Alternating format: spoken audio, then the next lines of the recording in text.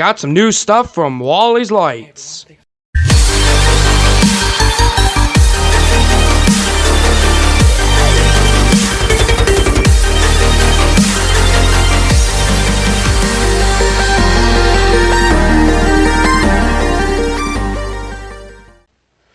Hey everyone, thanks for watching Bridgeport's Brightest Lights, and in this video, I'm going to be opening this package from Wally's Lights.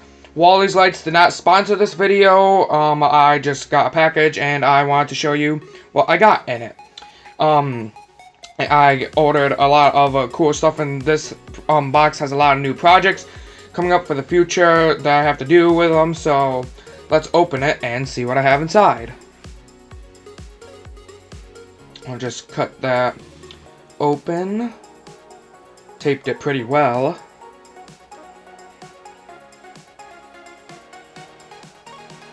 And just open it right up. And what do we have inside?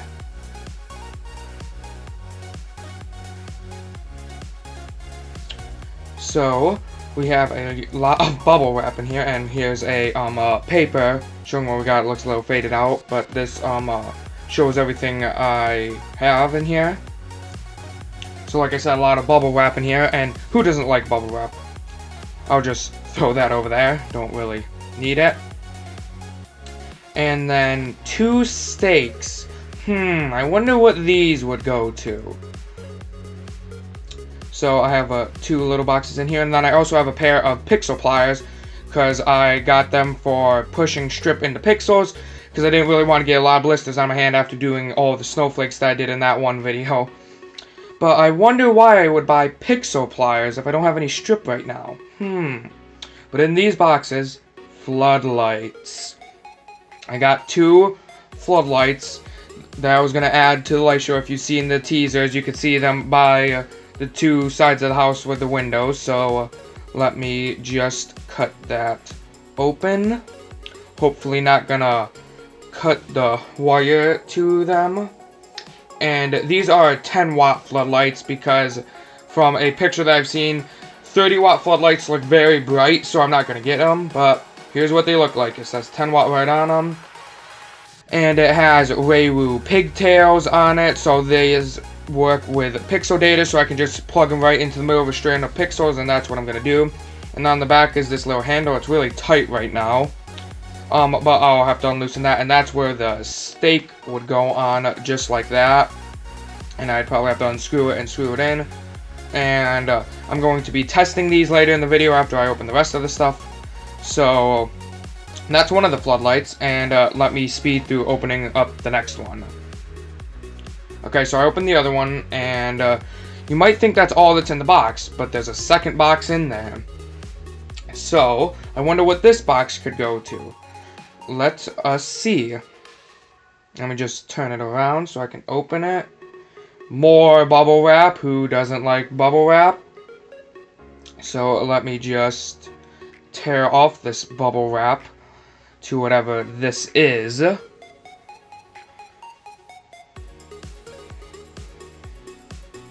And it's some really strong bubble wrap, actually. And it looks like this one piece is taped. I can't rip that. Let me get my scissors. Cut that open. There we go. And what do we have inside? We have a huge roll of 164 feet of strip. Mega tree strip. This is all the strip that's going to go for the mega tree and parts of the roof.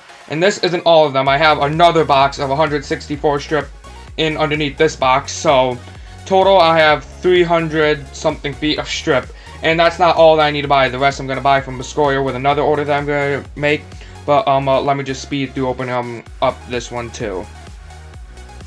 So while I'm attempting to open this, I'm going to skip ahead to the next part of the video, and I'm going to show you the floodlights, how bright they are, and I will be taking a look at some of this other stuff I have. And then I forgot to mention, I also got this Sound Blaster Play 3 from Amazon. It came the same day. And this is basically just gonna see how if it makes the audio any better on the Raspberry Pi. So I'm gonna test that, and I'll probably make a separate video about that. But this thing costs $20 on Amazon, and from what I heard, it's really good to use in a light show. So I'm going to try and use it. So let me open that.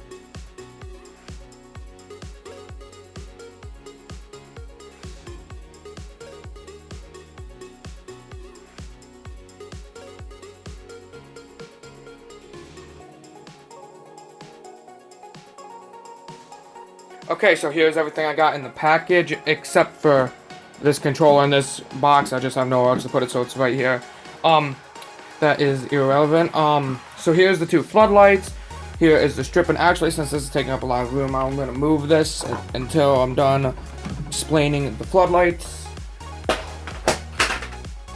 So, these are just the stakes, like I showed earlier for them, and, here is one of the floodlights.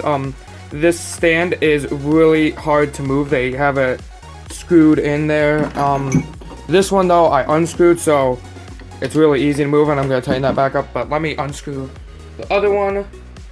Basically, what you do is you take screwdriver. It has a square on the end, and then I have, can never remember what the name of these are, a little thing on it that attaches to it like that. And then which one was the hard one? That was the easy one. This is the hard one, so I'm just gonna put it on like that. And I think I did 2 turns, and that was perfect. Okay, and this side. There we go. Now it's really easy to move, so I'm gonna have to tighten that back up when I'm done. And I'm actually gonna get my controller booted in just a second, so I can turn these on and see how bright they are. I've actually already tested it with this one, and it's really bright. And maybe I should have went like with a 5-watt one if they had it, but I think at the time they only had 10-watt. But I'll show you how bright they are in a minute. Then these pixel pliers are really nice. They have a spring in them, so they spring open by themselves. And basically what it does, let me see if I have any pixels near me. Okay, so here's a strand of 3 bullet pixels. This only works with bullet pixels, and actually let me grab a piece of strip so I can show you. So this works with chroma trim. If you have any chroma trim, the thick kind, the really heavy duty kind. I only had this small little piece because I used the rest and I don't have any more this year. Or it works with the little bit more flimsy strip. Now this is old strip from last year. I am not unwinding those rolls until I absolutely have to, because they're nicely wound right now and I don't have any storage space for them. So the strip does look a little more thick though than this one, so I'm gonna have to see how that works. But basically, you take the pixel and you get it started in the hole like that. You don't have to push it in. Then you take the pixel pliers and squeeze it like that, and then you just pull the strip like that. So you have to squeeze really hard with these, and I don't think it would break the pixel. But it's in there. It's a little farther, and though I probably pulled it too much. But sometimes it does slip, so if you have to hold it really tight or get it down past this little part, get it down to here when you grab onto it if possible, so you can pull it in through the strip all the way, and then you can take your next one and let me set this down, kind of hard to do on camera. I haven't pushed it in yet. I just pushed it in gently so it doesn't take any force, and let me just grab onto it as tightly as possible. And like that, if you don't hold it tight enough, it comes loose like that. So just be careful to make sure you don't break the pixel, because if you squeeze it too hard to do something like this, you do what I just did. And well, let's focus. I just did something to the pixel. Thankfully this was only a strand of 3, so I don't think it should be too big of a deal. And it actually, depending on how it works, might even work with bullet pixels, because you can still grab it like that and pull it through. But just be careful not to break it. And I think, I don't have any stuff near me right now, but in a future episode I will.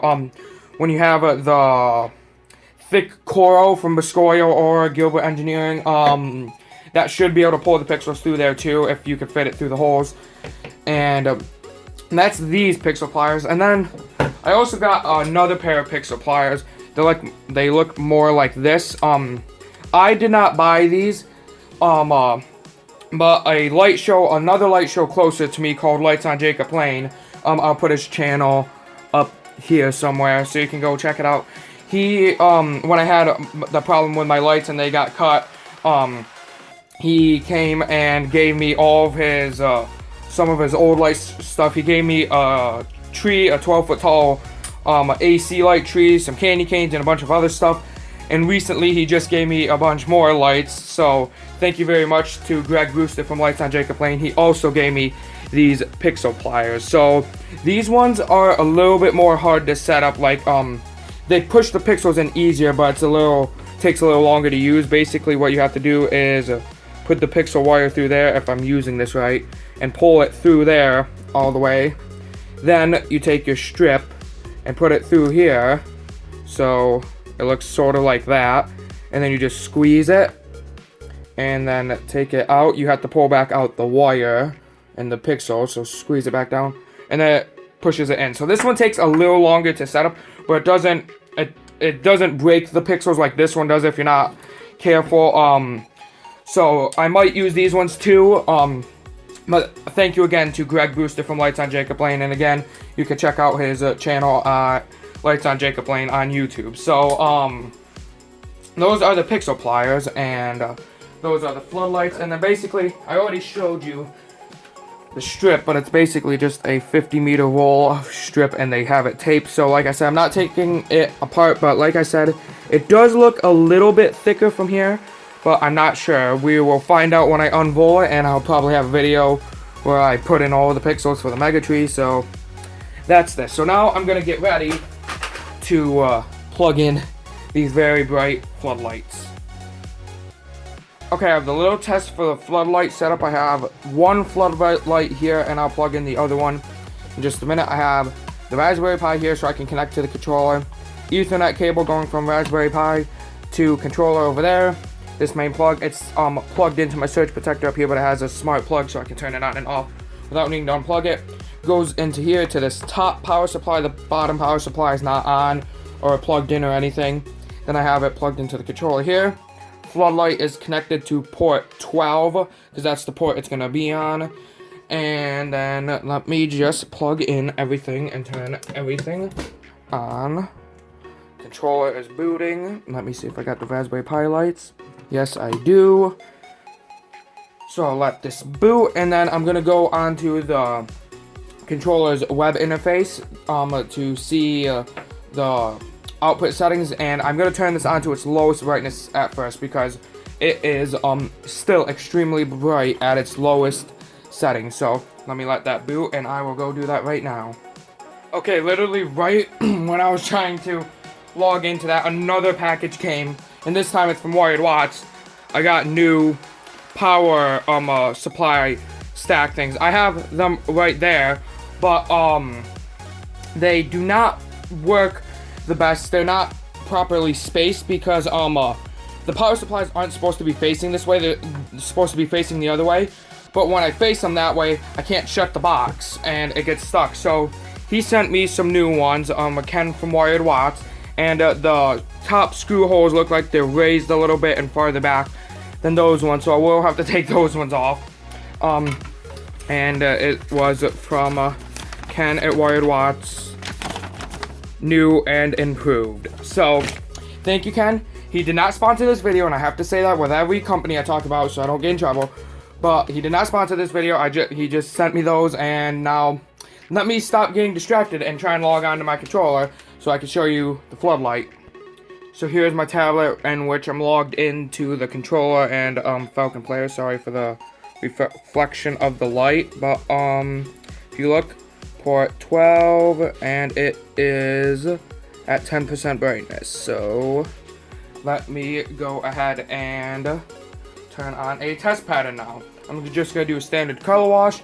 Everything's plugged in right, and get ready because it is very bright. So let me turn that on now. And this is just at 10% brightness. If I shine it at the wall, it covers the whole wall. Let me turn off my light, and let me turn off my strip lights on the ceiling. There we go. It is this bright at 10% brightness. So if I turn it to 100% brightness, not even gonna do it in increments, just gonna go to 100% brightness. Port 12 and push save. Right away, it pauses so it can. That is 100% brightness for the floodlight. It is so bright. I'm literally being blind right now. Like, if I look at it then look away, I can still see it because of what it's doing to my eyes. If I turn it on all white, like that, just give it a second. That is just white, and it looked like it just changed on there, but it didn't. It was just the camera trying to adjust to it, and it looks kind of pinkish, and even in my eyes it looks pinkish.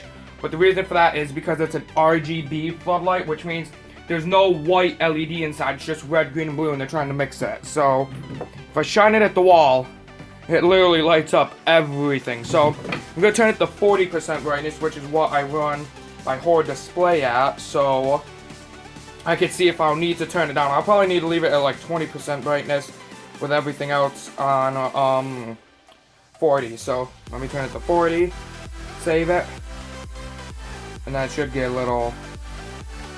There you go. Now it's a little darker. And for some reason right now, I'm not sure if you guys can hear this, but I hear a very weird, high-pitched squeaking noise coming from the power supply. So I don't know if that's a bad thing or it's not that hot. But this is how bright this floodlight is. If I turn that over there, it literally lights up everything. So let me plug in a second one and let me turn off the floodlight to see if that noise goes away. Okay, that noise went away, so it must have been the floodlight or something else. So, let me turn back on my lights. There we go. Let me grab the other floodlight, which I have right here. So it probably won't look 100% right. This one because of this would technically be acting as a pixel. Each floodlight acts as one pixel, and the way that the color order goes in the setup is, or the way that the props go is, I have one floodlight, then the window. So this is acting as the first pixel of the window, but it should still light up. So I don't hear any noise now, but let me turn off the lights, turn off my strip lights. There we go, it's pitch black in here, and let me turn them on. And now I can hear that high pitch noise again. And you can see how much power these take, because if you look, this one is much brighter. They're both at 40%. This one is like twice as bright as that one, and it's because of how much power these take. These take 10 watts, because they're called 10 watt floodlights, at 100% brightness. So it's very bright, and I hear that high pitched noise again. I'm not sure if it's coming from the power supplies or from the floodlights, but they are extremely bright. And now I'm gonna unplug the second one because this is almost acting as the pixel for the first window, and I'm gonna play a quick little sequence to show you what they look like.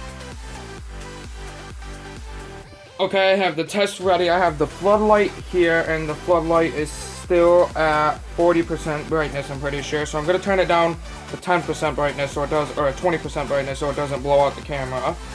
I have it pointing away from the camera at the wall, so you can see the reflection, so it doesn't blind the camera. And then I have now an audio cable coming from my Raspberry Pi to the speakers, and I'm not using the Sound Blaster yet, even though I've tested it and it works. I'm saving that for another video, probably after this one.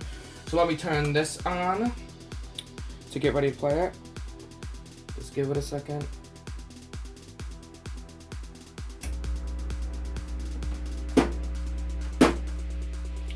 Huh. I don't think that's supposed to be happening. Give me a second, please. Okay, I figured out the problem. It was a bad audio cable.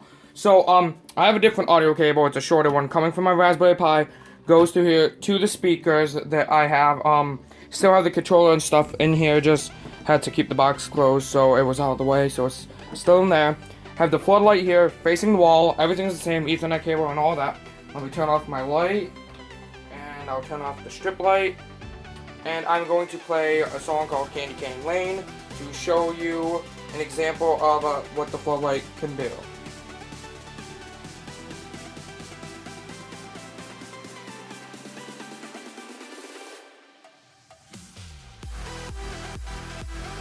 So that was the example. I did notice that the lights, the one floodlight was flashing for some reason at some parts of the song. I'm not sure what that was about. So I will have to check that out. But the floodlight is really cool. So if you ever get the chance, I think you should buy one of the floodlights. If you're only covering a small area like I am, get a 10-watt floodlight. They are so bright. 10 watt is fine. I wish if they sold smaller wattage ones, I'd probably buy a 5-watt, but they don't. If you have like a huge yard though or something, they go up to like 30 watts, I think. I think you could buy a 10-watt, 20-watt, and a 30-watt. So definitely though a 10-watt if you're in a small neighborhood and stuff, and you are only covering a small range of things. So that's everything that I got in the package. I got the pixel pliers, I got the strip, which is right here, and I got these floodlights. And then as a surprise today, I also got these things, so I'll probably hook these up and I might make a video about these. I'm just gonna hook them up though. And in the next video, I hope to talk about my sound blaster right here, and it makes the audio sound amazing. So that's probably gonna be the next video. And so yeah, that's everything. If you enjoyed the video, subscribe and leave a like, and also hit the notifications bell so you get notified when I upload new videos. And if you have any questions about anything, feel free to leave a comment, and I will see you next time.